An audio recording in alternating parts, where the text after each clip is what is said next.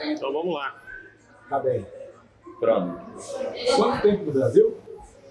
Oi, 25 anos no Brasil. Quanto tempo de Ripoll-Sim?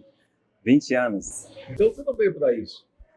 Não, primeiramente eu não vim aqui para abrir restaurante. Não. Eu vim como qualquer imigrante. Cheguei aqui e sem saber nada, sem conhecer, sem falar língua português, nada.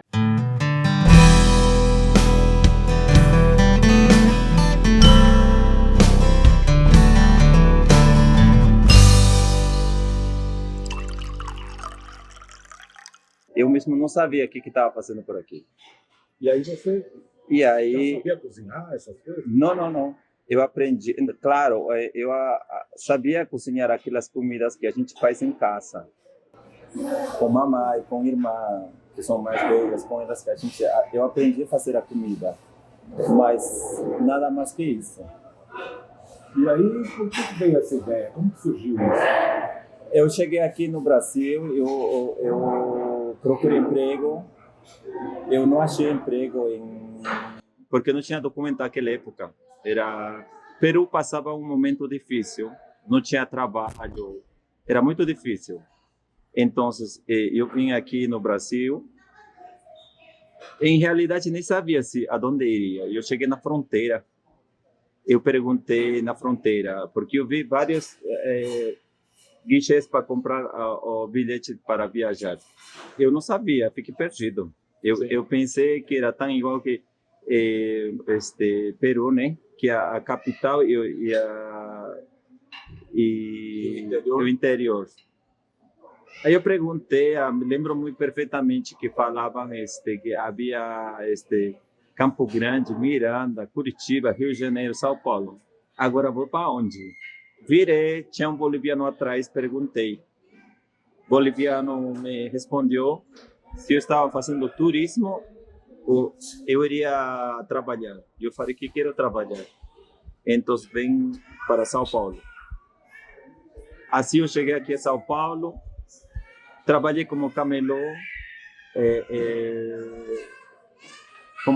na 25 de março. Vender bastante artesanato, bijuteria.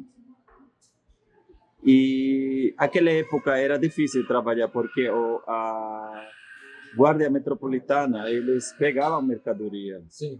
Mas outra coisa, que eu não tinha nada. Eu trabalhei, antes de começar a trabalhar no camelô na rua, eu trabalhei 3 meses numa casa de uma senhora sem receber salário. Nossa. Porque nosso combinado foi isso, que ela me daria onde eu dormir e para me alimentar. Então, eu trabalhei 3 meses sem receber nenhum centavo. Depois, quis trabalhar para mim mesmo. Conhecer pessoas, me ajudaram, outros com 20 pares de brinco, outros 50, com que as pessoas que tinham me ajudaram com que eles tinham. Eles também eram tão igual que os imigrantes, mas eu recebi essa ajuda assim, de meus conterrâneos. Sim.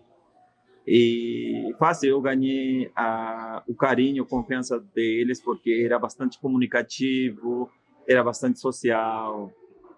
Então, mas eu tinha medo sempre a perder a mercadoria. E a questão da documentação, eles não ficavam... Eu não tinha, naquela época, não existia a Mercosul. Naquela época, a gente tinha que ter documentação da seguinte maneira. Na amnistia ou quando você tenha filhos. Sim. Porque ainda naquela época não tinha como hoje em dia tem que o imigrante vem e faz documentação. Não tinha. Então, eu trabalhei assim sem documento, difícil.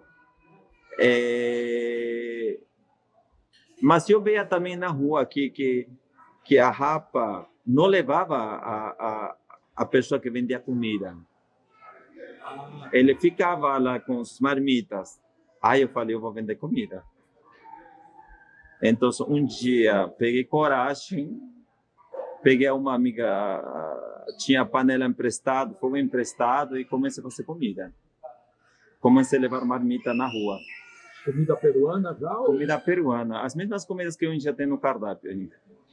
Então, eu levei e isso caiu no gosto das pessoas que compraram, porque primeiro dia eu só levei 4 pratos de comida. Onde você preparava a comida? No depois que saí da mulher que trabalhei 3 meses sem salário, graças a uma peruana, eu aluguei um quarto em apartamento. Então, eu tinha um espaço aí e o apartamento era dividido. Então, eu compartilhava a cozinha do apartamento, mas cada um tinha suas coisas. E as coisas que eu tinha um fogão só de uma boca, e com isso comecei a trabalhar. E aí você começou a vender e cada dia vendia mais. Cada dia vendia mais. Primeiro dia vendi 4, depois vendi 7, depois vendi 10, vai indo assim. E as pessoas me aguardavam, porque para mim fazer comida não era tão fácil. Tinha que acordar muito cedo, porque lembra que só tinha um fogão. Tinha que fazer a comida, no final tinha que fazer arroz. Foi assim. E essa comida inicial, qual era o tipo dela? Era um arroz chapa, as mesmas comidas que eu vendia dentro do prato. E eram os imigrantes, os seus clientes? Meus clientes eram todos imigrantes. Todos imigrantes, eram peruanos, meus conterrâneos, tinham bolivianos, tinham equatorianos, tinham colombianos, então eram imigrantes. Então foi assim que foi crescendo aos poucos. E as pessoas conheceram e eles já me aguardavam a chegada. E eles se encomendavam cada vez mais. Só que na primeira época eu comprava levava no tapuê. Sim. Eu não sabia de onde que vendiam essas embalagens. Essas marmitas que naquela época que tinha tudo para fechar, não sabia de onde vendia. Então eu comecei a levar no tapuê, carregava no tapuê, uma sacola, levava.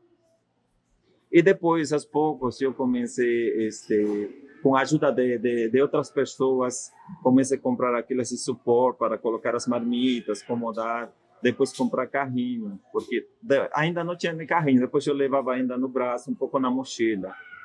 Eu sobrevivi da forma como tinha que trabalhar. Eu trabalhei e depois, quando percebi, já não vendia 10, 20, vendia 100, 150, 200 marmitas por dia. Que coisa.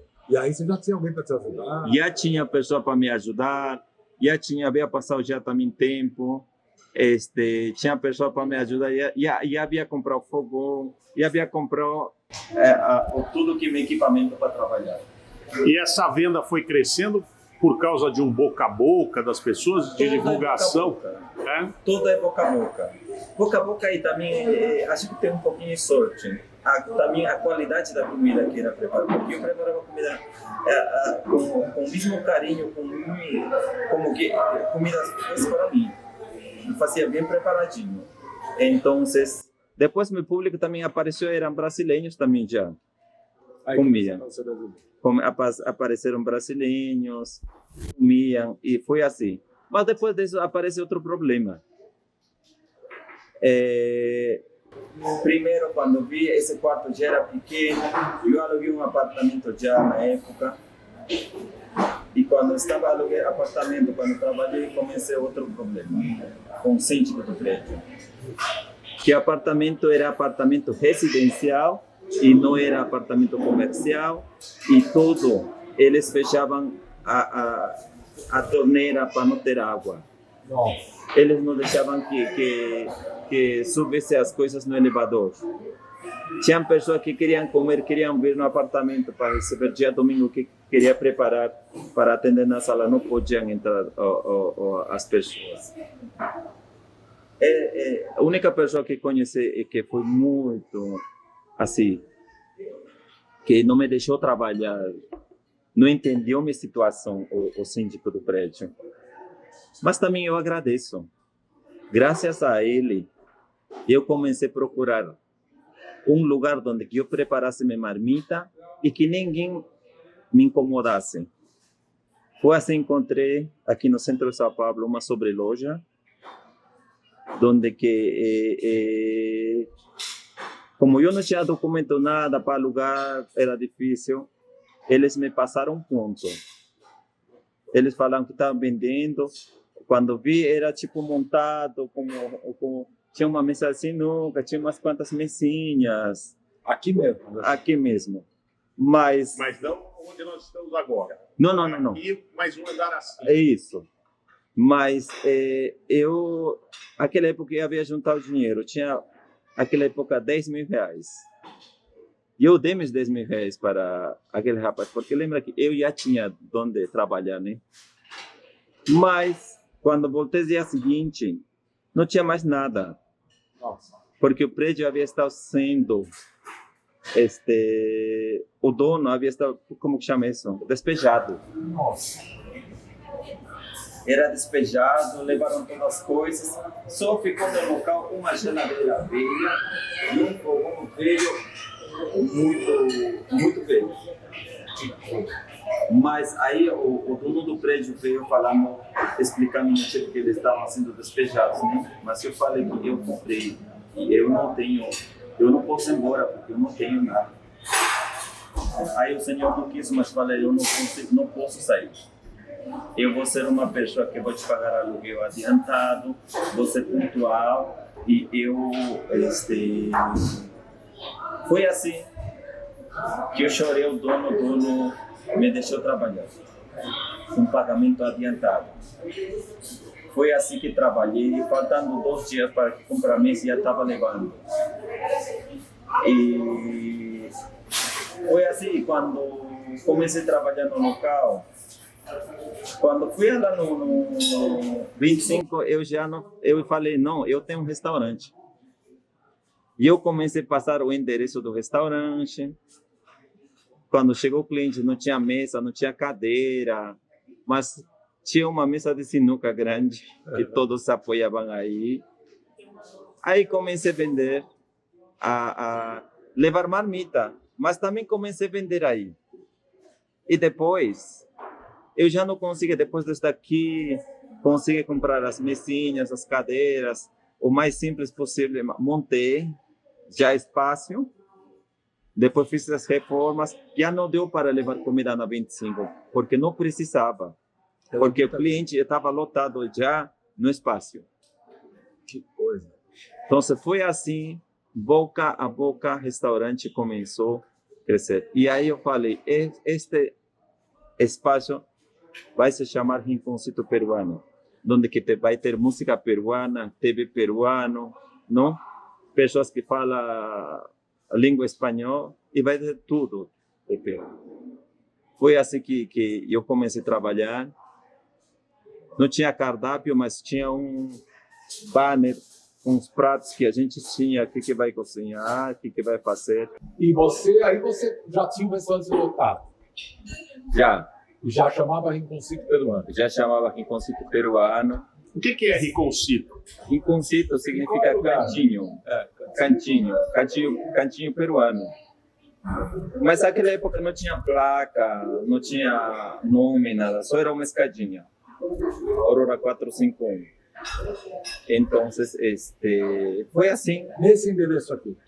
Esse é o 443. Ah, esse é 443. Isso, um pouquinho ao outro lado. E aí cresceu e hoje você tem 11 restaurantes. Sim, cresceu, o espaço ficou pequeno, fomos abrindo 1, 2, 3, E são crescendo. franquia ou não?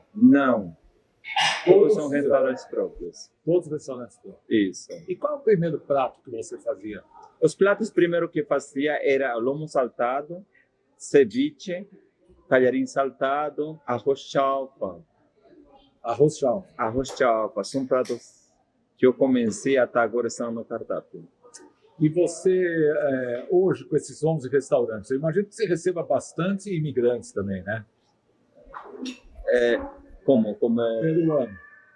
Claro, tem de tudo. Como trabalhador? E como trabalhador também. Como trabalhador, a gente sempre dá oportunidade àquelas pessoas que vêm procurar emprego, imigrantes, sendo de qualquer lugar que tem desejo de trabalhar, a gente recebe. Nosso público é público local. Claro que também tem imigrantes, turistas. E aí depois você trouxe a família para cá? Depois trouxe família, sim. trouxe minha família. Trouxe minha família, minha mãe mora comigo, meu irmão também, meus filhos. Então, o Brasil foi bom para você. Eu fico imensamente grato, muito agradecido pelo Brasil. Esse é o meu primeiro país, é Peru. Brasil, eu me considero brasileiro, moro 25 anos, amo o Brasil, conheço já a maioria dos estados e eu não troco o Brasil por outro país. E quando você estava lá no Peru, no início, antes de chegar no Brasil, você já cozinhava?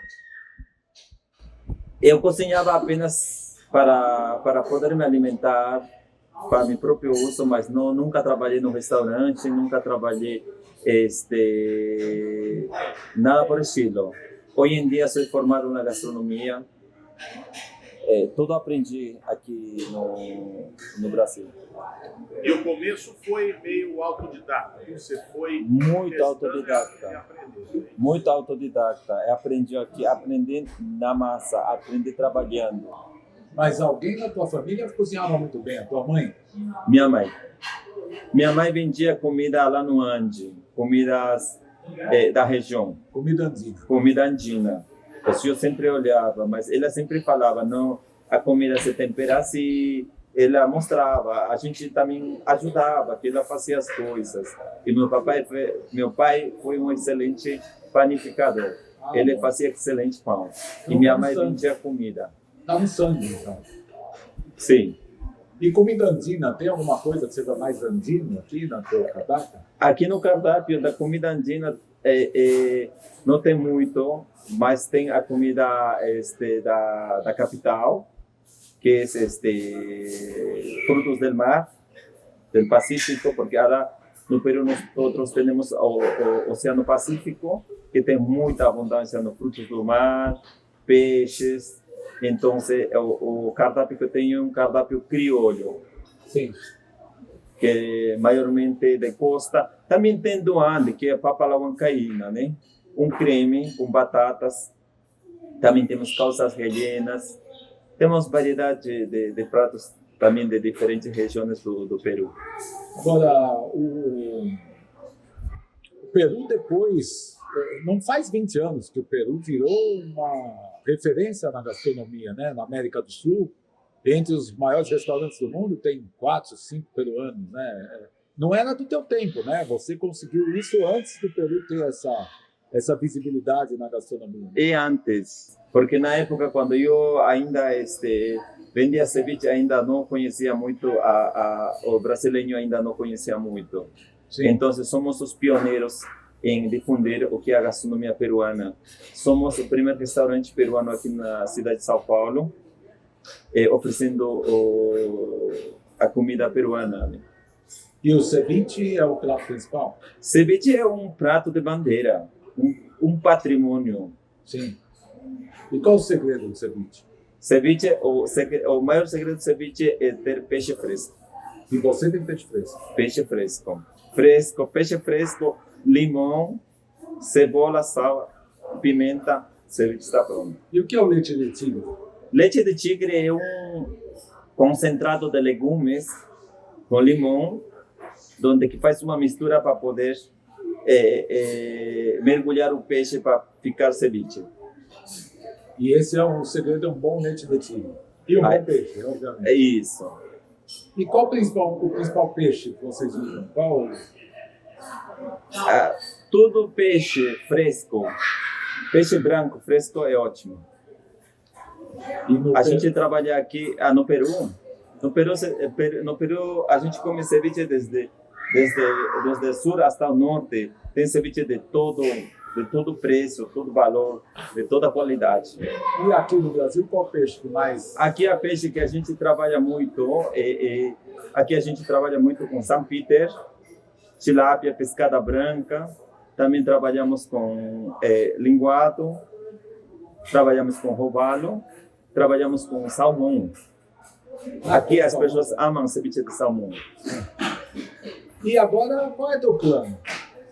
Meu plano é seguir trabalhando, seguir difundindo o que é a gastronomia peruana em este país maravilhoso. Continuar trabalhando. Mas saiu do estado de São Paulo, você só tem restaurantes aqui em São Paulo. Eu tenho só aqui no São Paulo. Quantos são hoje? Hoje temos 11 restaurantes. 11 restaurantes. Isso. Quando começou o segundo restaurante? O primeiro começou em que ano? Primeiro começou agora estamos em 2025, em 2005. 2005. Sim. A gente está com um pouquinho de ruído, vamos explicar aqui para o nosso web espectador, porque a gente está em plena operação aqui do restaurante. E às vezes dá uns ruídos grandes aqui. Mas começou então em 2005. 2005. E depois a segunda unidade foi quando? Segunda unidade, acho que foi no 2008. 2008, 2009, 2010, foi indo assim. E sempre sozinho? Você teve um investidor, alguém que... Não tenho investidores, não. Nem sócio, não? Tenho sócios com pequenas participações. Agora, se você for sair do estado, você vai precisar abrir franquia aí. Eu preciso trabalhar, entender muito mais disso de franquia para poder levar nos outros estados. Porque eu agora preciso de mãos de profissionais. Como sempre, difundindo a gastronomia peruana. Então, para finalizar, eu só queria perguntar para você, aqui começou, nós estamos no centro de São Paulo, na Rua Aurora, né? Esse restaurante, ele passou também a ter frequência de outras pessoas de outros bairros? Não só o pessoal do centro, não? Na época, quando o Rinconcito cresceu a boca, quando o Rinconcito estava em todas as mídias, viram pessoas de todos os bairros. Eu não conhecia. Viram daqui de Jardim Europa, Panambi, Morumbi, Jardim América. Como que eu sei? Porque quando a pessoa veio, ele me entregou o cartãozinho falando: eu quero que você faça comida na minha casa. Eu falei: eu faço. Só que tem uma coisa, você me pega aqui na porta do restaurante e tu me traz, porque eu não conheço. Então, assim, eu fui levado no Morumbi, no Panambi, Jardim Europa, Jardim América, em todos os bairros. Eu também faço jantares em casas quando solicitam. Aí que eu conheci os lugares e também sei que os públicos vinham de todos esses lugares. Rinconcito Peruano, no momento certo, trouxe todo tipo de público, de todo lado, daqui de cidade de São Paulo. Quando você olha para trás assim, você pensa: eu cheguei onde eu queria, ou você ainda quer ir mais longe? Quando a gente olha atrás, pensa e fala. Às vezes até um mesmo não acredita. Porque olha de onde a gente vem, aonde a gente chega, graças a Deus, trabalhando com muita honestidade. Sou muito grato por tudo. Sou muito grato, sou uma pessoa muito abençoado nesse sentido, né? Sou muito grato para meu público, para toda a minha equipe. Eu não fiz tudo isso sozinho. Fiz com minha equipe, com a família do Rinconcito. Todos fazemos parte deste sucesso do Rinconcito peruano. Muito bem, então assim nós terminamos mais um Entre Câmeras. Obrigado. Obrigado. Obrigado a vocês.